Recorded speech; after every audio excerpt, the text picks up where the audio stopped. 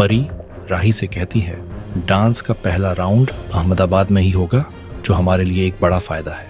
लेकिन बुरी बात यह है कि कंपटीशन में बहुत कम समय बचा है। इस पर राही कहती है, मैं किसी भी हाल में ये कंपटीशन जीतना चाहती हूँ, क्योंकि मेरी जिंदगी, मेरा सम्मान, सब कुछ इसी कंपटीशन पर टिका है। मुझे अनुपमा की बेटी नहीं, राही के नाम से जाना जाए। और जैसे एक पौधा एक दिन पेड़ बनता है, अब वो वक्त मेरा है, मुझे पेड़ बनना है। परी समझाने की कोशिश करती है, माँ का साया भी एक बादल की तरह होता है, जो हर वक्त अपने बच्चों पर छांव बनाए रखता है। दूसरी ओर मनोहर जी पूरे जोश के साथ सभी को डांस की प्रैक्टिस करवा रहे होते हैं, लेकिन अचानक उनका पैर मुड़ जाता है और उन्हें मोच आ जाती है। अब न तो उनके पास ठीक होने का समय है और न ही कोई और गुरु जो उन्हें सिखा सके। मनोहर जी सबके सामने माफी मांगते हैं और कहते हैं, माफ करना बच्चों, आखिरी वक्त पर मैं तुम्हें छोड़ रहा हूँ।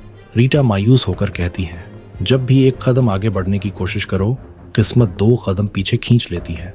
अब मेरी सास अगले साल मुझे डांस के लिए भेजेंगी भी नहीं।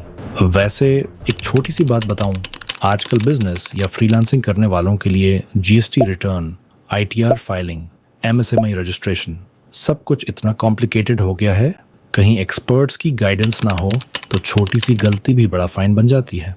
मेरे एक दोस्त ने हाल ही में एक consultancy team Malik and sons associate से काम करवाया।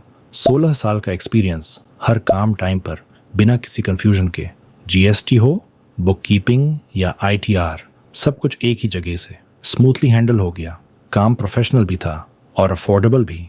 अगर आप भी टैक्स या बिजनेस का काम हेडेक फ्री तरीके से करवाना चाहते हैं तो आज ही मलिक एंड सन्स एसोसिएट से जुड़िए।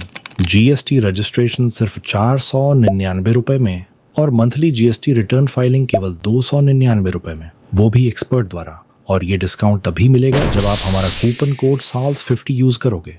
तो ज्यादा सोचिए मत और तुरंत इस नंबर पर संपर्क कीजिए। चलिए अब हम अपनी स्टोरी की तरफ चलते हैं। सरिता, जसप्रीत, भारती सभी उदास हो जाते हैं। शायद अब अगले साल ही फिर से कोशिश करनी होगी। इसी बीच मनोहर जी अनुपमा से कहते हैं, हमने तुझ में पहले ही वो कला देख ली थी, तुमने अपनी कला को खुद कुचला था। अब वक्त आ गया है उस कला को दोबारा जीने का। कम से कम हमारे लिए नहीं, इन लड़कियों के लिए ही सही। अगर इनका सपना टूट गया तो ये बिखर जाएंगी। अनुपमा जाने लगती है, लेकिन तभी गुस्से में मनोहर जी चिल्लाते हैं, घुंघरू बांधो।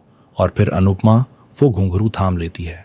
भारतीय सभी लड़कियों को बताती है, अनुपमा एक टॉप डांसर रह चुकी है। अब सभी लड़कियां अनुपमा से कहती हैं, आप हमें बीच मझधार में नहीं छोड़ सकती, अब आपको ही हमारा गुरु बनना होगा। सबकी बातें सुनकर अनुपमा अनुज को याद करते हुए वो घुंघरू पहन लेती है और बन जाती है सबकी गुरु।